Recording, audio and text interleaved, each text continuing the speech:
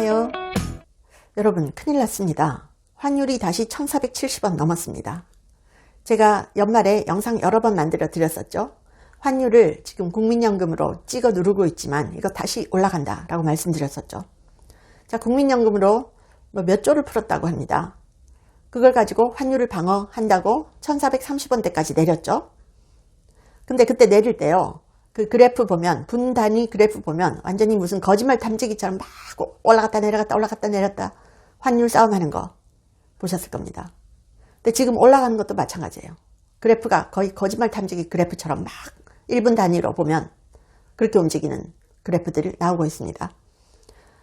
자, 다시 1470원대로 간다. 당국이 강력한 구두 개입해서 내려갔다 라고 12월 말에 얘기했었죠. 아니 무슨 환율에 귀가 달렸나요? 당국이 구두 개입하면 알았어요 내려갈게요 그러면서 막 하루에 30원씩 내려가나요? 국민연금 쏟아부은 겁니다. 국민의 노후자금이죠. 그거는 나라 돈이 아니에요. 국민들의 돈입니다. 그 노후자금을 가지고 갖다 부은 겁니다. 이거는 나중에 정권이 바뀌면 큰 문제가 될 겁니다.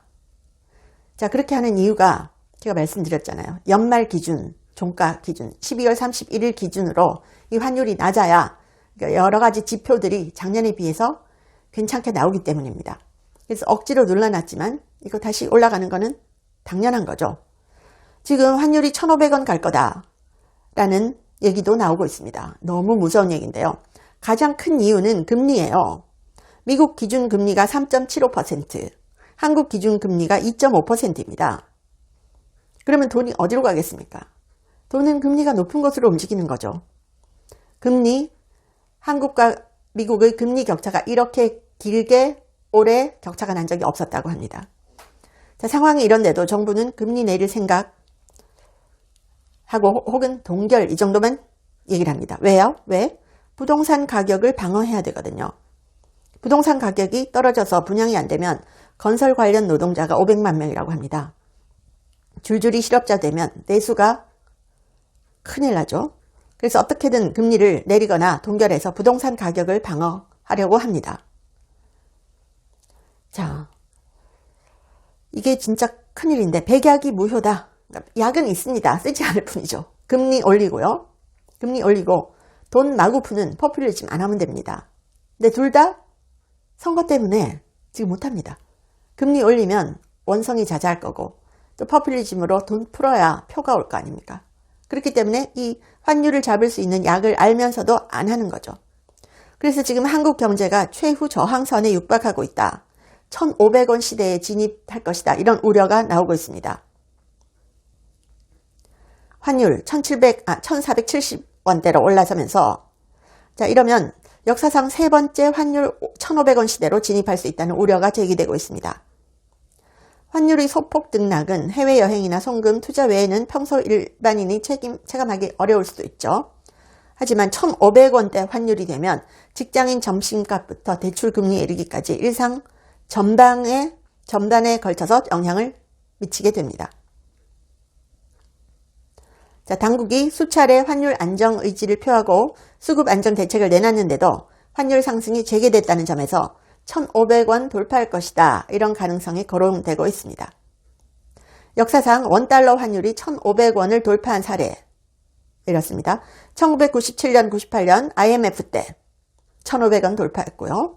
2008년, 2009년 글로벌 금융위기 때 1,500원 돌파했습니다.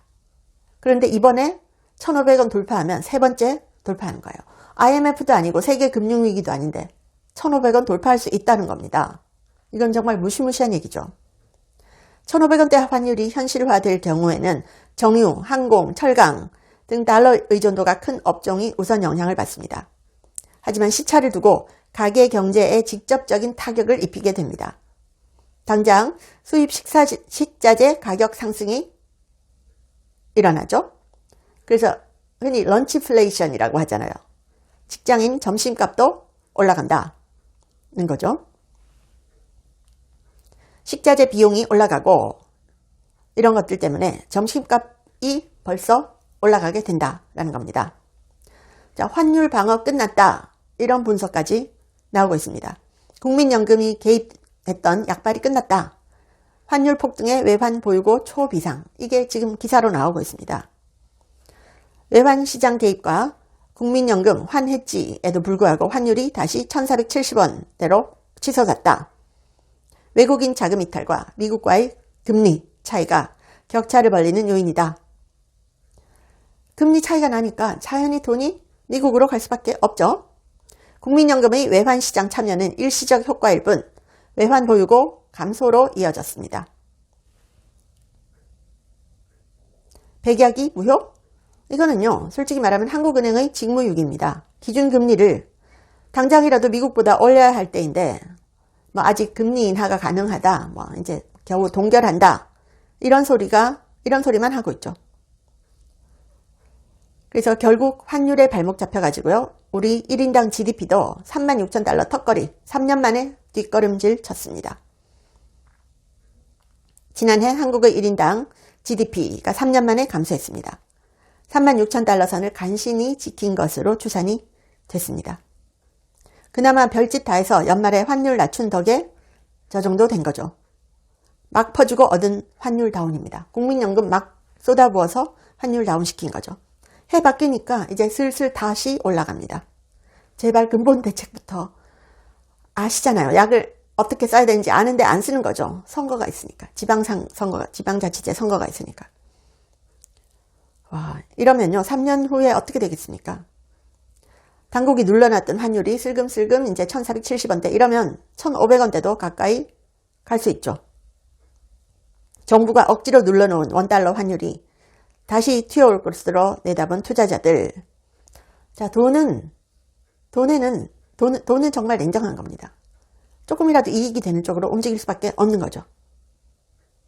한국은행이 금리 동결할 것이 유력하다, 이런 기사 나옵니다. 환율, 집값, 이중 불안 때문이다라고 하는데, 사실은 금리를 올려야 환율이 내려가죠. 저금리 때문에 집값 폭등, 환율 비상, 국민들이 고통 속에서 허덕이고 있습니다. 자, 환율을 막느라고 12월 외환 보유액이 IMF 이후 최대폭으로 감소했다고 합니다. 지난달 환율 급등에 따른 당국의 환율 관리 때문입니다. 지난달 말 기준 한국의 외환 보유액은 4,280억 5천만 달러로 집계됐습니다. 11월에 비해서 26억 달러 감소했다고 합니다. 특히 이 같은 감소폭은 역대 12월 기준 두 번째로 큰 것입니다. 외환위기 IMF가 있었던 97년 12월에 기록한 40억 달러 감소 이후 28년 만에 최대치라고 합니다. 와, 정말 이런 기사 읽으면요, 미친 거 아니야? 진짜 이 소리가 절로 나옵니다. 이거 진짜 무서운 얘기죠. 당국의 환율 관리에 따라서 이 외환 보유액이 이렇게 감소했는데, IMF 이후에 두 번째로 큰 이 외환 보유액 감소라고 합니다. 기가 막힙니다. 자, 지금 달러 인덱스는요, 100 이하죠. 달러 인덱스 보면 실질 환율은 지금 이미 1,500원에서 1,600원이라고 봐도 무방합니다. 자, 2026년 배급 계획도 이제 또 발표될 것 같아요. 그래서 아주 이렇게 시니컬하게, 요즘 배급이 안 나와서 가족, 친구와 화목한 시간을 보낼 기회가 줄었네요. 이런 얘기들을 사람들이 합니다. 와, 국민들을 아주 만만하게 보는 거 아닐까요?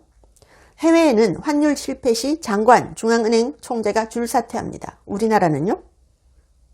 외환시장이 진정될 기미가 없습니다. 당국이 책임을 져야 되죠. 자, 외국은 어떻게 하느냐? 환율 정책이 실패하면요, 사퇴합니다. 해외에서 자국 통화 가치가 급락하는 등 외환 위기가 심화될 경우에는 수장이 자리에서 물러나거나 탄핵되는 사례도 적지 않았습니다. 여러분, 지금 이란에서는 리알화 가치가요, 달러 대비 제로입니다. 제로 달러입니다. 1달러도 아니고 1페니도 아니에요. 제로 달러예요. 유로에 대비해서도 제로 유로입니다. 1유로도 아닙니다. 이란에서는 이미 돈이 휴지 조각이 돼버렸습니다. 외국에서는 자, 중앙은행 총재 임기를 남기고 자리에서 물러난다. 터키에서도 그랬고요. 아시아 일부 국가에서도 그랬습니다. 그렇지만 한국에서는 환율이 급등하고 외환시장 불안이 장기화돼도 정책 수장의 거취, 책임론 이런 거 안 나옵니다. 구조적인 이유 때문이다. 이렇게 얘기를 하죠. 이건 정말 있을 수가 없는 일이죠. 그리고 돈을 얼마나 푸느냐, 여기 보시면요. 여러분, 빚탕감 소식 들으셨죠? 5%만 받으면, 갚으면 빚탕감 해준답니다. 그 원금 한도를 5천만 원으로 늘린대요. 5천만 원을 빌렸는데 5%만 갚으면 빚을 탕감해준대요. 이러면 어때요? 갚은 사람만 바보 되는 겁니다. 이재명 정부에서 5%만 갚아도 빚을 아예 없애주는 제도를 확대한다. 이거죠. 아니 이거 뭐예요? 뼈 빠지게 원금까지 다 갚는 사람들만 바보 되는 거 아니에요? 5%만 갚으면 빚 탕감해주는 청산형 채무조정 한도를 5천만 원으로 올린다. 자, 이러면 열심히 빚 갚는 사람만 바보 되고요. 성실하게 빚을 갚아온 사람들 너무 허탈해지는 거죠. 이게 마찬가지로 돈 뿌리는 효과 나는 거죠. 그래서 금리 올리고 돈을 풀지 말아야 되는데 완전 반대로 가고 있습니다. 너무 걱정됩니다. 환율 1,500원 되는 건가요? 와, 시청해 주셔서 감사합니다. 원더테로시는 제가 1년째 먹고 있는데 효과가 너무 좋아서 전 세계에 알리고 싶어서 광고를 합니다. 두뇌 건강, 노화로 저하된 인지력 개선에 좋고요. 관절 기능에 좋습니다. 그래서 두뇌 건강과 관절 기능을 한꺼번에 체크할 수 있는 그런 제품인데요. 전 세계에 정말 알려졌으면 합니다. 고려대 의과대학 연구진이 개발하고 과학적 설계로 만들었는데요. 세계적 학술지 SCI 등 3곳 이상 논문을 발표를 했고요. 특허도 20여 개 이상 출원을 했습니다. 그래서 제가 유일하게 광고를 하는 제품인데 여러분께서 구매를 하시면 강미은TV 컨텐츠 제작에도 도움이 됩니다. 한국 제품을 전 세계에 널리 알리고 싶어서 광고를 합니다.